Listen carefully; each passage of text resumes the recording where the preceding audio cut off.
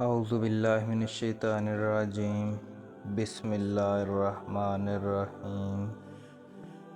صحیح بخاری حدیث نمبر 6۔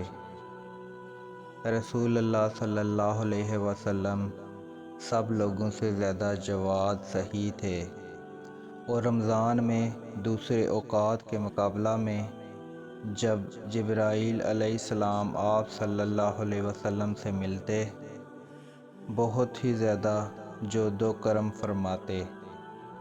جبرائیل علیہ السلام رمضان کی ہر رات میں آپ صلی اللہ علیہ وسلم سے ملاقات کرتے اور آپ صلی اللہ علیہ وسلم کے ساتھ قرآن کا دورہ کرتے۔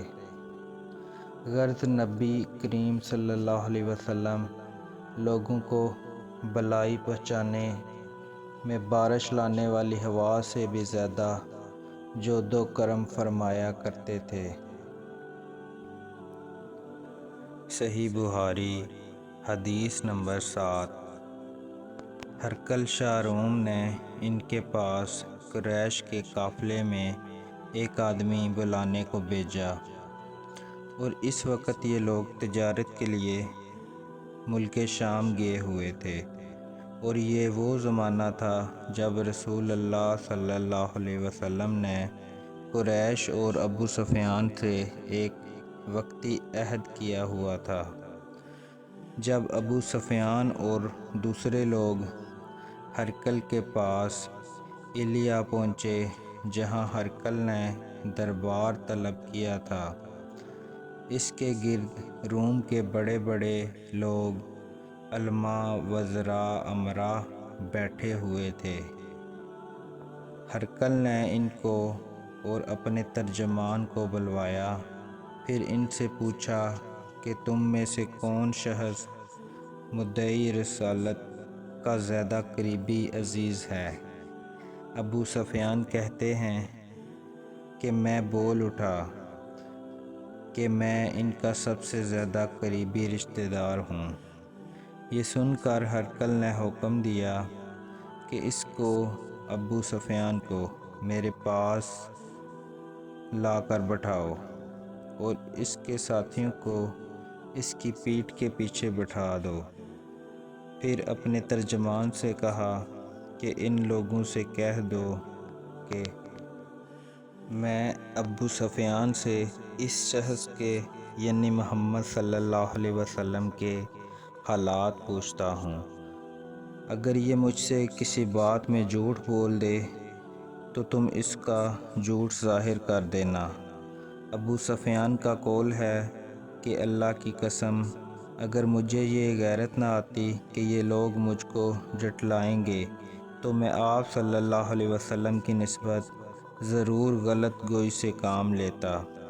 خیر، پہلی بات جو ہرقل نے مجھ سے پوچھی وہ یہ کہ اس شخص کا خاندان تم لوگوں میں کیسا ہے؟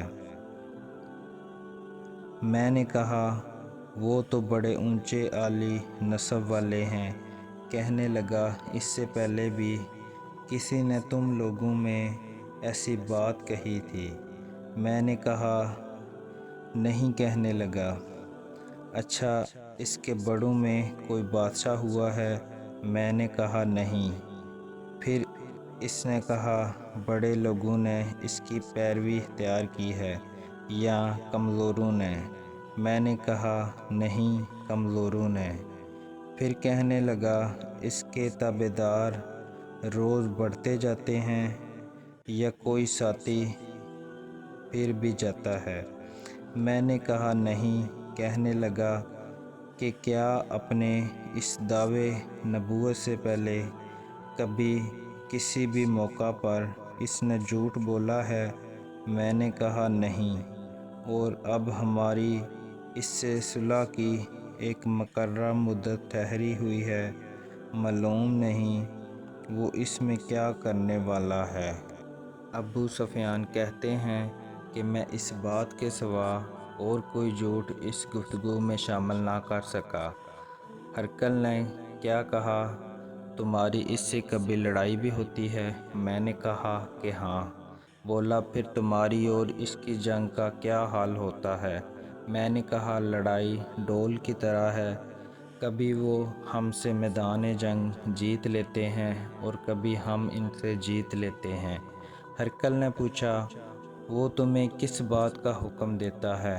میں نے کہا وہ کہتا ہے کہ صرف ایک اللہ ہی کی عبادت کرو، اس کا کسی کو شریک نہ بناؤ اور اپنے باپ دادا کی شرک کی باتیں چھوڑ دو، اور ہمیں نماز پڑھنے، سچ بولنے، پرہیزگاری اور صلہ رحمی کا حکم دیتا ہے۔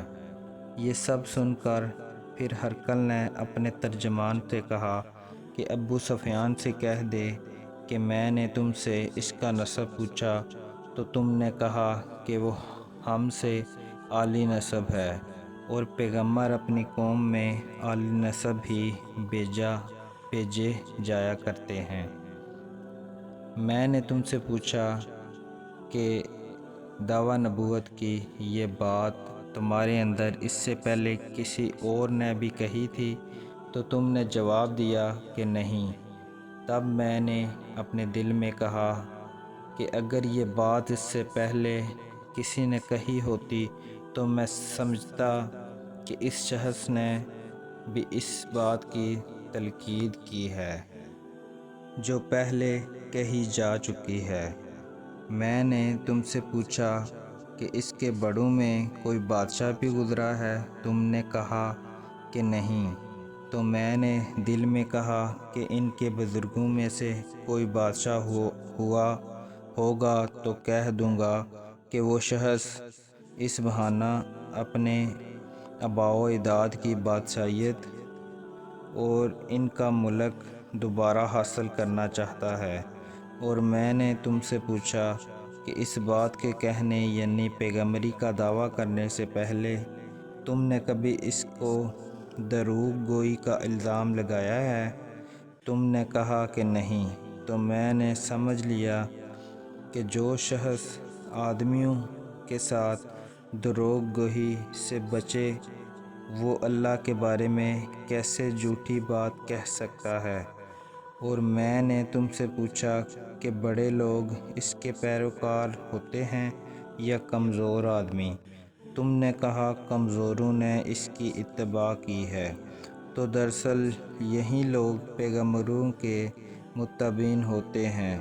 اور میں نے تم سے پوچھا کہ اس کے ساتھی بڑھ رہے ہیں یا کم ہو رہے ہیں؟ تم نے کہا وہ بڑھ رہے ہیں، اور ایمان کی کیفیت یہی ہوتی ہے حتیٰ کہ وہ کامل ہو جاتا ہے۔ اور میں نے تم سے پوچھا کہ آیا کوئی شخص اس کے دین سے ناخوش ہو کر مرتد بھی ہو جاتا ہے؟ تم نے کہا نہیں۔ تو ایمان کی حیثیت بھی یہی ہے۔ جن کے دلوں میں اس کی مسرت رچ بس جائے وہ اس سے لوٹا نہیں کرتے۔ اور میں نے تم سے پوچھا کہ آیا وہ کبھی عہد شکنی کرتے ہیں؟ تم نے کہا نہیں، پیغمبروں کا یہی حال ہوتا ہے، وہ عہد کی خلاف ورزی نہیں کرتے۔ اور میں نے تم سے کہا کہ وہ تم سے کسی چیز کے لیے کہتے ہیں؟ تم نے کہا کہ وہ ہمیں حکم دیتے ہیں کہ اللہ کی عبادت کرو، اس کے ساتھ کسی کو شریک نہ ٹھہراؤ، اور تمہیں بتوں کی پرستش سے روکتے ہیں، سچ بولنے اور پرہیزگاری کا حکم دیتے ہیں۔ لہٰذا اگر یہ باتیں جو تم کہہ رہے ہو سچ ہیں تو عن قریب وہ اس جگہ کے مالک ہو جائے گا، اور جہاں میرے یہ دونوں پاؤں ہیں مجھے معلوم تھا کہ وہ پیغمبر آنے والا ہے، مگر مجھے یہ معلوم نہیں تھا کہ وہ تمہارے اندر ہوگا۔ اگر میں جانتا کہ اس تک پہنچ سکوں تو وہ اس سے ملنے کے لیے ہر تکلیف گوارا کرتا۔ اگر میں اس کے پاس ہوتا تو اس کے پاؤں دھوتا۔ ہرکل نے رسول اللہ صلی اللہ علیہ وسلم کا وہ خط منگایا جو آپ نے دحیہ کلبی رضی اللہ تعالیٰ عنہ کے ذریعے حاکم بصری کے پاس بھیجا تھا، اور اس نے وہ ہرکل کے پاس بھیج دیا تھا۔ پھر اس کو پڑھا تو اس میں لکھا تھا، اللہ کے نام کے ساتھ جو نہایت مہربان اور رحم والا ہے۔ اللہ کے بندے اور اس کے پیغمبر محمد صلی اللہ علیہ وسلم کی طرف سے یہ خط ہے شاعروں کے لیے۔ اس شخص پر سلام ہو جو ہدایت کی پیروی کرے۔ اس کے بعد میں آپ کے سامنے دعوت اسلام پیش کرتا ہوں۔ اگر آپ اسلام لے آئیں گے تو دین و دنیا میں سلامتی نصیب ہوگی، اللہ آپ کو دوہرا ثواب دے گا، اور اگر آپ میری دعوت سے روح گردانی کریں گے تو آپ کی رعایا کا گناہ بھی آپ ہی پر ہوگا۔ اور اہل کتاب ایک ایسی بات پر آ جاؤ جو ہمارے اور تمہارے درمیان یکساں ہے، وہ یہ کہ ہم اللہ کے سوا کسی کی عبادت نہ کریں اور کسی کو اس کا شریک نہ ٹھہرائیں، اور نہ ہم میں سے کوئی کسی سے اللہ کے سوا اپنا رب بنائے۔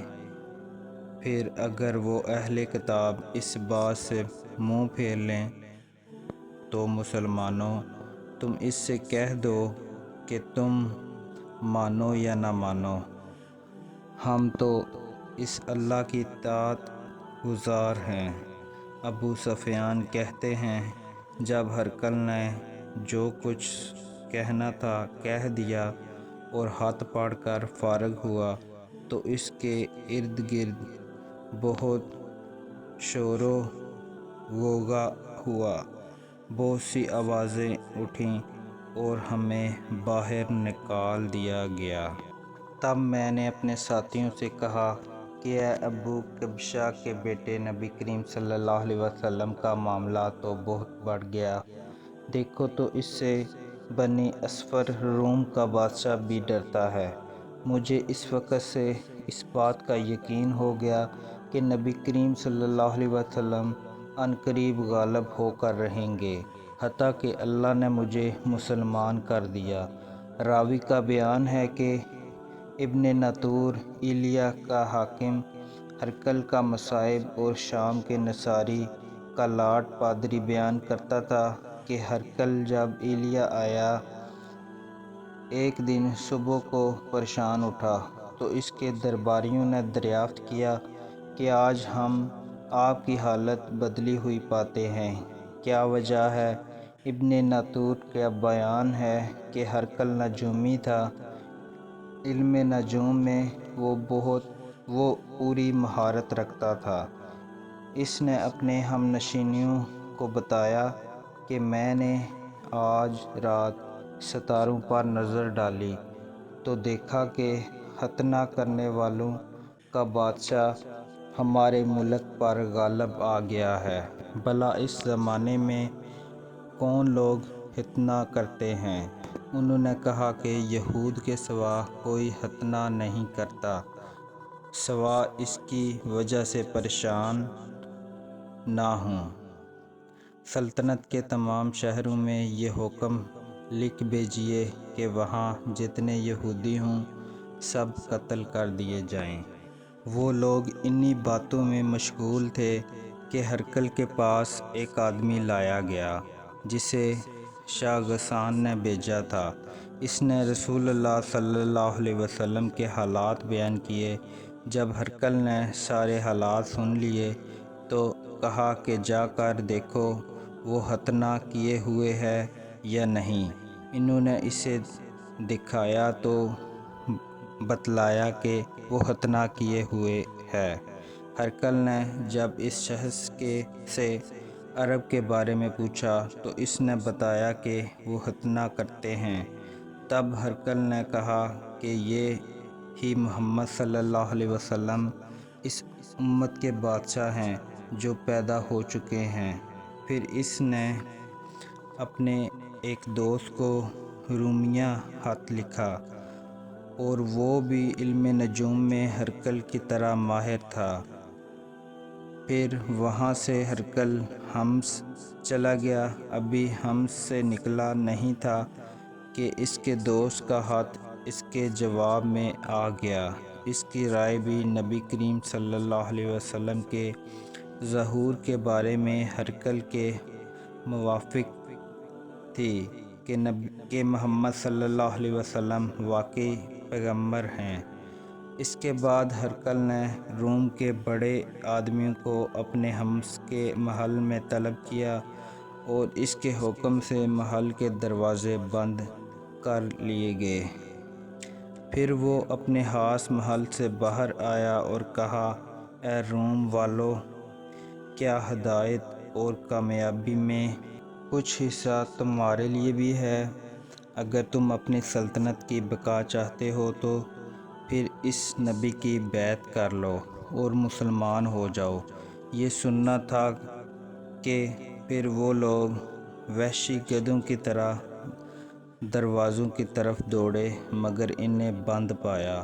آخر جب ہرقل نے اس بات سے ان کی یہ نفرت دیکھی اور ان کے ایمان لانے سے مایوس ہو گیا تو وہ کہنے لگا کہ ان لوگوں کو میرے پاس لاؤ۔ جب وہ دوبارہ آئے تو اس نے کہا کہ میں نے جو بات کہی تھی اس سے تمہاری دینی پختگی کی آزمائش مقصود تھی، سو وہ میں نے دیکھ لی۔ تب یہ بات سن کر وہ سب کے سب اس کے سامنے سجدے میں گر پڑے اور اس سے خوش ہو گئے۔ بالآخر ہرقل کی آخری حالت یہی رہی۔ صحیح بخاری حدیث نمبر 8۔ رسول اللہ صلی اللہ علیہ وسلم نے فرمایا، اسلام کی بنیاد 5 چیزوں پر قائم کی گئی ہے۔ اول، گواہی دینا کہ اللہ کے سوا کوئی معبود نہیں اور بے شک محمد صلی اللہ علیہ وسلم اللہ کے سچے رسول ہیں، اور نماز قائم کرنا اور زکوٰۃ ادا کرنا اور حج کرنا اور رمضان کے روزے رکھنا۔ صحیح بخاری حدیث نمبر 9۔ آپ صلی اللہ علیہ وسلم نے فرمایا کہ ایمان کی 60 سے کچھ اوپر شاخیں ہیں، اور حیا شرم بھی ایمان کی ایک شاخ ہے۔ صحیح بخاری حدیث نمبر 10۔